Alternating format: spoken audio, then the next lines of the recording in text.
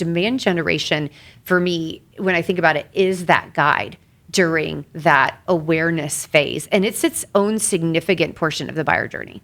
It really is. Sometimes brand awareness starts with problem awareness. And you may just need to be the one who's out there pointing at the problem. It's okay for your prospective buyers to start wherever they are. It's not the end of the world if they don't even know that there's a problem or understand what's causing it or the severity of it or that it has a solution. Because, again, those are all steps that you can lead them through if you start with capturing their attention.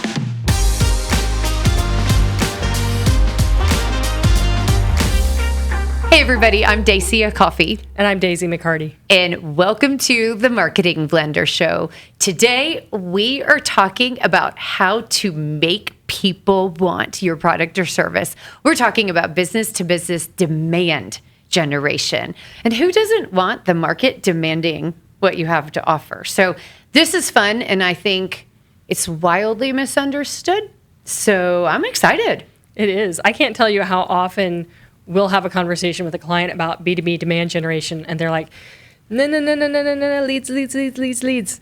And everybody wants to talk about lead generation because that's the shortest path to revenue. But leads are whoever's wanting to buy your product or service right now. Yes. It doesn't fill the future pipeline. And we're all about resilience for businesses, not just immediate revenue. So you have to have the conversation about demand generation. I love it. You know, it's so funny. A couple years ago, there was a client that when they first came to us, they actually said, we want you to do demand generation. And I was so shocked. I said, okay, do you mind telling me how you define that term? Because I just making sure we were on the same page. And it was a little bit of a loosey-goosey conversation, but they were headed in the right direction and ended up being a great client relationship. But it was surprising to have heard that language. Okay, so you had mentioned lead gen versus demand gen. Let's dive into what the heck are both of them and how are they different? I would define lead generation as identifying, connecting with, and persuading people who are ready to make a yes decision near term, short term, or right now. Anything outside of that is demand gen. Yeah. So literally driving sales qualified leads. Exactly. So if you're talking about B2B demand generation, that is identifying, tapping into, and encouraging more people to desire the thing that you're selling, whether that's a product or a service or an idea. Yeah. Okay. So that brings up, I would assume that everybody watching is like, well, we want lead gen. But when do you know, what symptoms are happening or what environment might be existing when you're going, okay, it's time to activate demand gen? So I've worked with a lot of startups over the last 16 years, and very often when I'm working with innovators, they've come up with a brand new idea or concept that nobody knows about.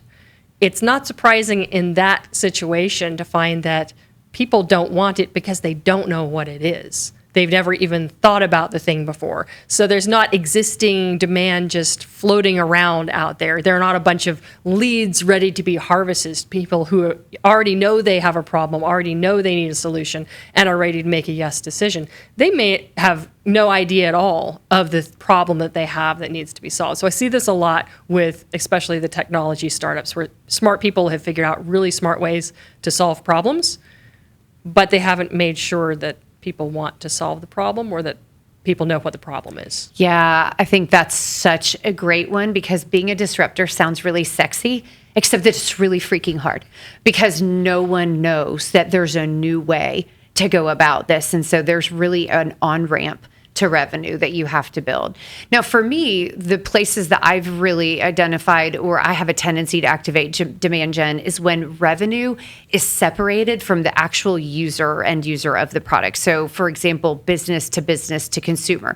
So a consumer product manufacturer might sell to a big box store like a Walmart or a Target or a Costco, but the end user is their customer, right? So if you can get the customers demanding that product, it influences the buyers so that they meet in the middle so that you can actually succeed in that revenue conversation. Some other ones are when you have a distributed sales force or for hire type of sales force, whether it is a distributor, which is what we're talking about traditionally, but in the B2B space, there's a lot of different sales business models.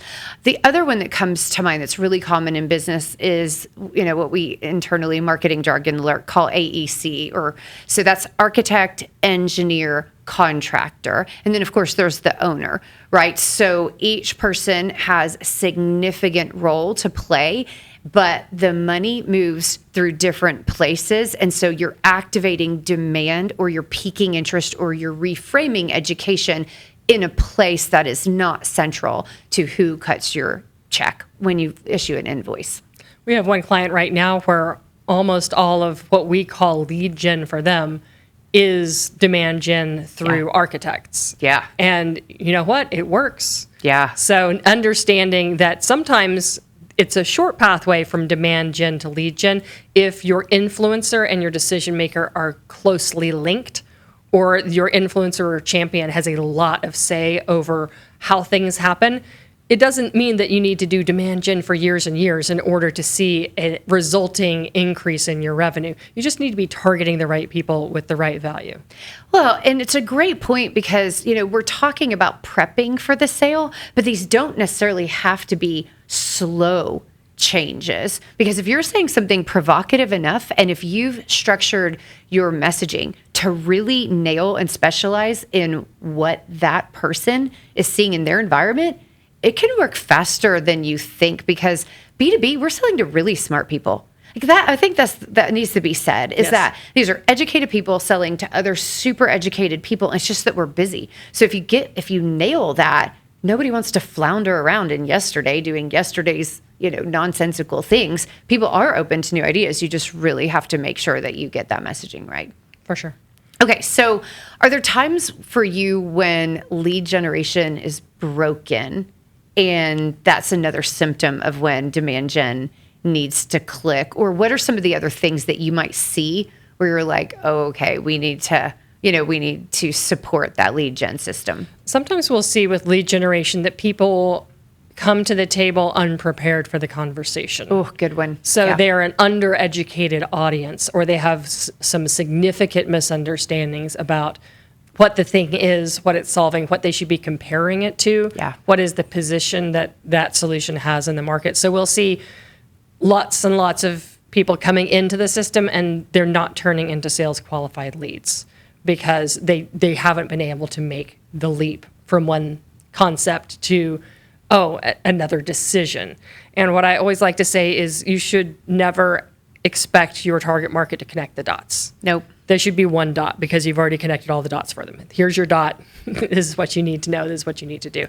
And so if you're seeing issues with people who all come into the lead gen pipeline, but they're too early, they're not ready for a decision, the marketplace isn't ready, excuse me, maybe there's an emerging idea, but it just hasn't caught on yet. I worked with a client a couple of years ago, and we did lead gen for them for a new technology concept. And we did an experiment for about 12 months. And we had done upfront SEO research into volume around specific keywords for this concept. Yeah.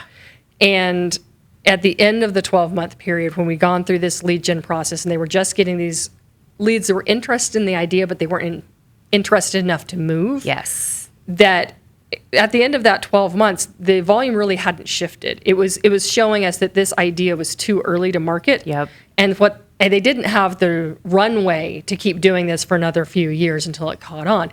They were going to have to let someone else be first in the market. And then once that demand was in the market, cultivated by, a $1 billion company instead of, a $2 million company, then they could go in and capture their portion of that lead generation. So while it's amazing to be first, you are going to be saddled with the demand generation portion of that go-to-market strategy. So you have to decide if you want to be first and take on the costs of that, or if you want to have a different position on the brand positioning ladder and carve out your own niche once someone else has already done that foundational work. It's interesting because depending on the severity of the problem that your product or your offering solves.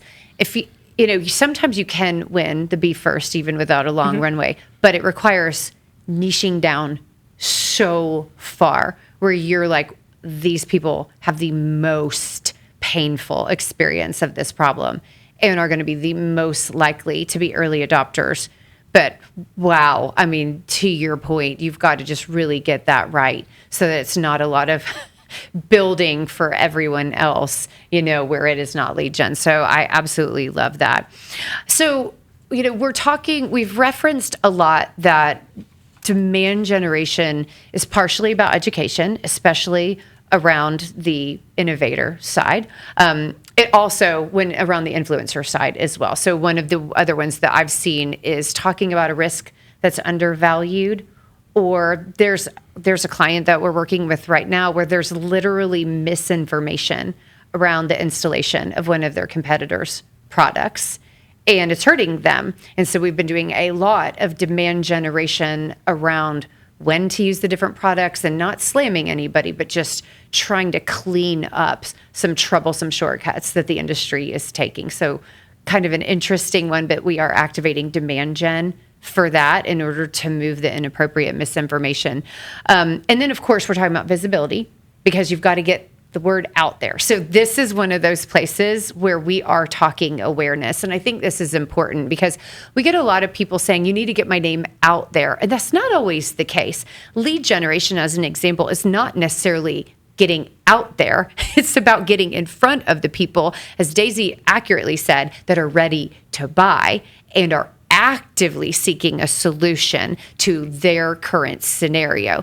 But demand generation really is about getting out there and influencing people pre-research, pre-decision, so that you're framing up their point of view so that when they're ready to buy, they're going to be predisposed to choose you. So you really are starting to create a point, like a pathway that points back to you once they are ready. So visibility is the second component of demand generation in addition to education. Anything that comes to mind for you before we start getting into some additional examples? Like anything else that we need to add on that one? I think a lot of B2B companies do undervalue priming the market. Yeah. Because so many of the organizations that we work with are sales-led organizations. They're used to being the sales team going out there, virtual door knocking, whatever their method is. They're often used to it being the first time that a prospect has heard of their brand or their story. And the problem is that as more and more of the market is doing research up front and as there's more and more competition, you need to stake your claim on your position early and often so that you don't face the situation of being behind the curve when you're trying to position your brand against competitors. So demand generation is generating interest in the idea of your brand and the concept of your brand in your unique point of view or your perspective that you're selling to the market before you ever sell them your product or service. So focusing on priming your market to already know the things you want them to know and already think along the lines you want them to think. That's a lot of what demand generation is. It's not necessarily going from nobody wants a thing to now a whole bunch of people want a thing, but going from nobody knows about this thing to all of a sudden they have interest. It owns a space in their mind, and that's really what demand generation is about. Are you a CEO of a business-to-business company? Maybe you're a sales leader or a salesperson, or maybe you're in business-to-business marketing. Well, if so, I wrote a book for you, and it's called Corporate Caffeine. Business-to-business marketing is different, but there are certain predictable fundamental principles that will help you unleash your organizational potential and fill your pipeline sustainably. So you can find my book on Audible, on Amazon, on barnesandnoble.com, or any of your favorite retailers. Hope you enjoy it, and I'd love to hear your feedback. I love that. And, use a couple of words that really lead me to one additional point to maximize the effectiveness. You're talking about unique point of view. You're talking about generating interest. And so when you can use creativity and attention getting and fun or delight or anything that makes people go, what? and really pay attention. Not only are you doing demand generation, but now you're doing brand awareness, and it can make your brand name stickier so that you're priming the market not just for the reframe of what they're thinking, but you can actually start embedding a positive perception of your brand. And so I'm a big advocate of this stuff should be super interesting. And if at any way possible, intriguing or fun or zany or something, it needs to be authentic to your brand. However, being follow worthy makes a huge difference, because then people want to keep paying attention. And to your point, if you're doing this well, your competitors' demand generation efforts are actually just going to give you more visibility, because they'll be like, oh yeah, wait, isn't there that other company that does that? Yeah, they have the funny commercial about the such and such. So any effort that your competitors make to try and drive demand in the market is actually going to backfire on them and benefit you, because you have the best positioning for your brand, and you've been laying the groundwork of that brand awareness. So you're the one that they heard about first. So every time they're reminded about a problem or a potential solution, they come back to the first time they heard that and the coolest thing they heard about it. Yeah, there's something to be said about being the most likable. But Daisy's using the language priming the market is just exactly beautiful language. That is literally what you're trying to do. And let me give you an additional nuance of this. So we are talking in demand gen pre-research phase of the buying cycle, the buyer's journey. And sometimes this can be a year before, 6 months before, a couple years before. So the timing is different. And here's the thing, we're talking about awareness. So generating awareness, maybe generating awareness around their problem, generating awareness around a risk, generating awareness around a new way to think about something or a new product or serving. So generating awareness, but awareness in and of itself is also a journey, because most people have to go through a journey of becoming aware that they have a problem, becoming aware that it is significant enough to engage change in their organization, that they are going to take action, then becoming aware of every single thing they could do to solve that problem. There's lots of you out there where this solution could be just don't do anything at all or use a spreadsheet, right? And then becoming aware of their narrowed focus on how they're going to investigate making a change, and then aware that you exist versus your competition. So awareness in and of itself is a journey. And I think this is really important, because demand generation, for me, when I think about it, is that guide during that awareness phase. And it's its own significant portion of the buyer journey.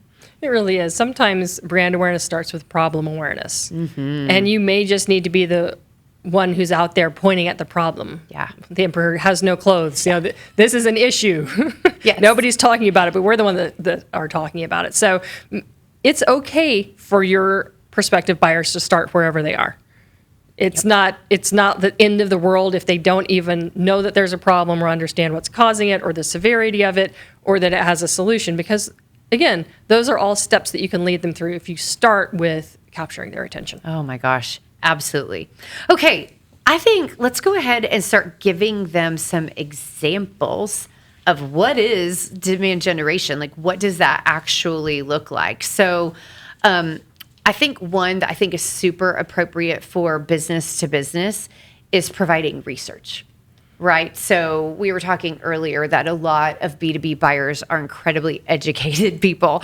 It's so giving them new information, trustworthy information, especially from a reputable source, or if you even were the one that gathered the data and put that together, but providing the market with something intriguing. If your buyer personas are that analytical, or they love to deep dive into the how and the why behind this, I love the research component and being the source of a new point of view or a new truth.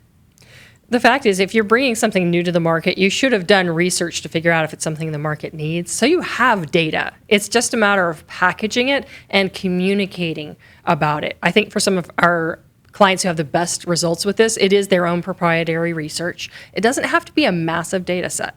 If you have data from a few hundred people or maybe 1,000 people, in a B2B niche market, that's plenty for people to say, ooh, I wonder what other people like me think about this or are doing about this or are planning to do about this. People love that benchmarking where they can compare themselves to other people.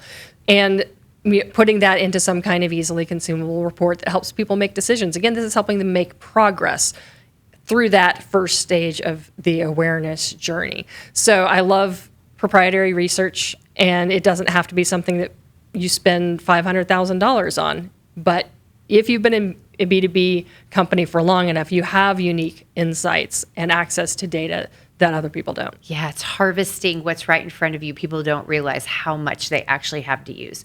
So for me, then if this is a scenario where they have something they can offer to the market, there's two natural components where they can go. So you can tap into analyst relationships, so companies like Gartner, where you're having other professionals share and engage with your market research. And that is a super high trust point of view, so you can really get some additional leverage. The other one, besides analyst relations, are public relations. And so again, engaging that third party point of view, because you reached out to editors, you reached out to other thought leaders or influential publications or sources, and then they are engaging with your content and talking about it. So I love this because now you're really broadening your ecosystem, and this is very traditional demand gen that people don't realize to do in B2B. Sure, and I would like to say one thing about the Gartner and Forrester of the world. You don't actually have to be in the magic quadrant of some kind in order to have influence and position in the market. As long as the analysts know about your brand or your solution before they learn about the competitors, in their mind, they're always going to be comparing, oh, solution X is like solution B that I heard about, 6 months ago. So these are actually the copycats. Doesn't matter if they're a bigger company, more branding behind it, more money behind it. In their mind, they know that you're the first in the market, and there are ways you can leverage that information. Speaking of leveraging the power of others, shared thought leadership is a go-to for demand generation for a lot of our clients, especially if they have a highly technical product or service, and there are recognized experts in that field that people already listen to. Yes, absolutely. And I feel like we can go in a couple different directions with this, right? Because I'm going to use a consumer word, God forbid, but they are influencers. I mean, if they're recognized experts, then you're tapping into influencers. And influencers, they generate their following, their audience, because of being in the know. So they do want people and other brands reaching out to them. I mean, that is the business that they are in. The other one that really I love and that goes under leveraged is existing partnerships. So people that that are adjacent to your industry, so they serve the same market, but they don't do any of the things that you do. There's some really great synergy to be talking about industry trends, what's happening in the world, pains that people are experiencing. And so that thought leadership where you can create a dual halo effect back and forth and then reach both markets or both audiences in the same market. I absolutely love this. It's very low cost, very high value, and very, very effective if both brands or both thought leaders have a lot of rootedness in the market. It is. So it's not fancy unboxing videos and paying somebody $500,000 to do an Instagram post, but it is absolutely influencer marketing. But we will repurpose it on social media. We will. So that's the thing, is all of this that we're talking about is follow-worthy content. So put it out on social. Do not continue to put the same boring sales messaging over and over and over on your social media. Demand generation, by definition, if you're doing it well, is interesting. And so social media is a fantastic place. And then also commenting and sharing and really getting out there in the market. But social media, once you create some momentum around these other things, is an absolute no-brainer for how to make sure that you're extending and expanding the work that you're doing on demand gen. So I'd like to talk next about the value of building your MQL base. So your marketing qualified leads, they're not as exciting as sales qualified leads, but when you're doing demand generation, you want that bucket of marketing qualified leads to become as big as possible, because that's everything that's going to start flowing down into your sales qualified lead portion of your funnel once the demand reaches that point, once the awareness reaches that point where people are ready to say yes and ready to start making that decision. So building marketing funnels that are specifically about brand awareness, that bring people into your ecosystem so you can continue marketing to them as they go through that process of awareness into consideration. That's incredibly important. Yeah, absolutely. I love that one. So another one in a totally different direction is your calls to action, or even better, if you're speaking at a conference, the topic should be about that reframe that we're talking about right here. You can get so much more excitement and interest at a trade show if you're not just selling.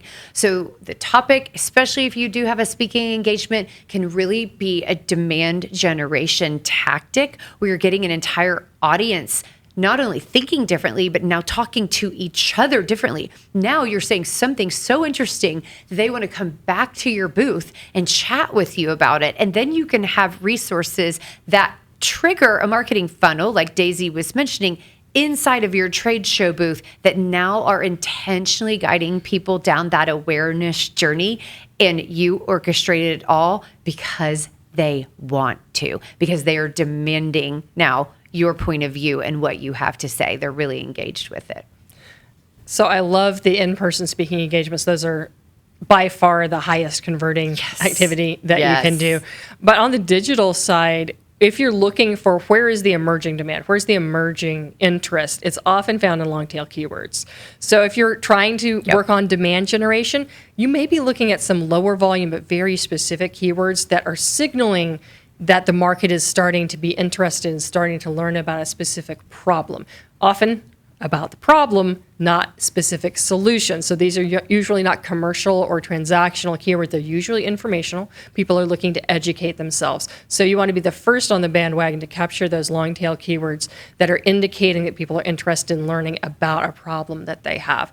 And that's the thing that's going to set you up as that demand starts to rise in the market, as your competitors start to come in behind you trying to capture the market share and mind share.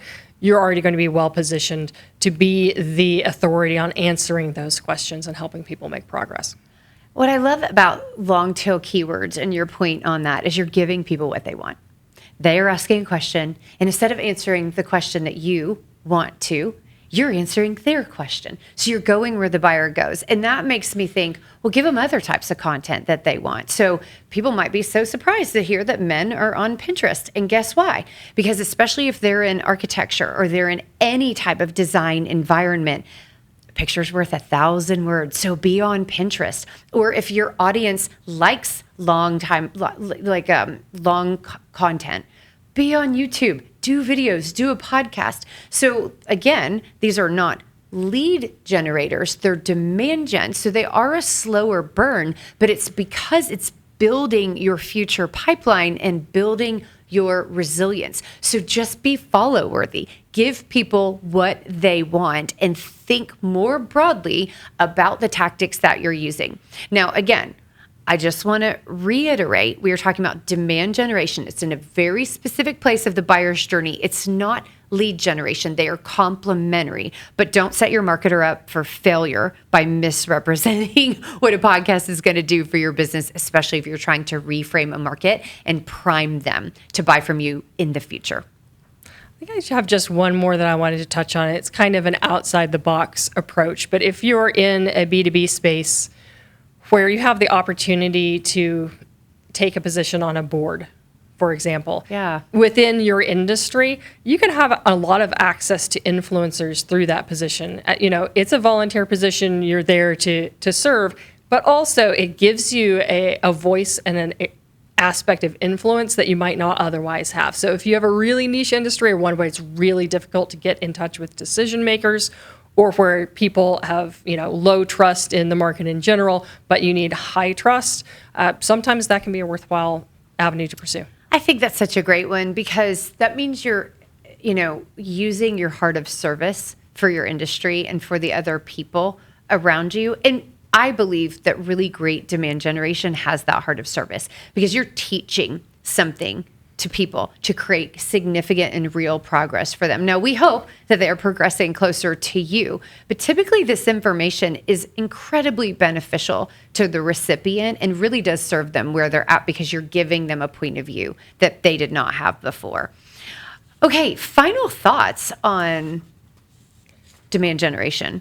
Yes. So anytime someone is starting on a long-term, broad endeavor like this, just making sure they're taking inventory of what time is this going to take, what resources do I need to allocate, what is it going to take to build rapport, what is it going to take to generate authority.